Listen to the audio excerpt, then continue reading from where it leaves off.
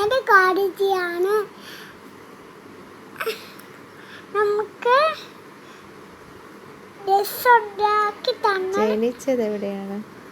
ഗുജറാത്തിലെ പോർബന്തറിൽ. അമ്മയുടെ പേരാ? അമ്മയുടെ പേരെന്തോന്നു?